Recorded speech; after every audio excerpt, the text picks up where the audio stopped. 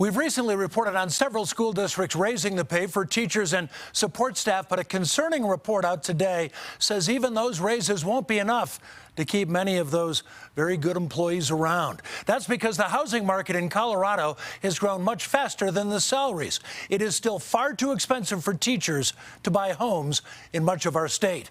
Our Jeff Todd with more on this report tonight from Jefferson County. Jeff, one teacher tells you he might have to change careers just to get a house. Yeah, Jim, that's because this report says only about 10% of homes in Jefferson County are actually affordable to the teachers who work here. And Jefferson County isn't alone. These numbers are very similar for counties all up and down the Front Range. So teachers are trying to figure out what to do. The street I live on actually has 4 houses that are for sale, but I can't look at any of them because single income, it's very difficult unless I'm out of teaching and doing something I don't love but make more money at to be able to afford that. Taylor Davis has been teaching in Colorado for 4 years. Now he splits music classes between 2 Jeffco middle schools, about an hour from the place he lives now. That's how I ended up living with a colleague in her basement with her family, which is super chill. Taylor told us he also has 3 other side jobs to pay the bills. It's difficult to think because I don't get paid enough, I'm not going to be able to stay in that profession to eventually start a family. He's not alone.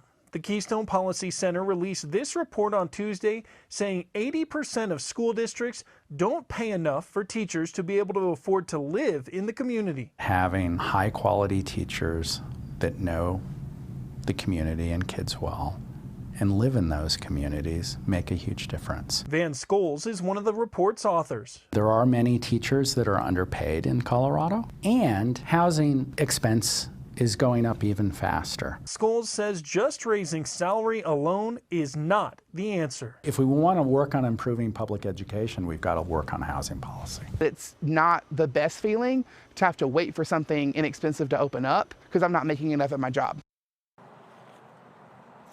Taylor told us that the first teaching job he actually took in Colorado was in Walden in the north central mountains because that school district actually had rent facilities set up for teachers, cheap rent too, something districts down here may need to start looking into.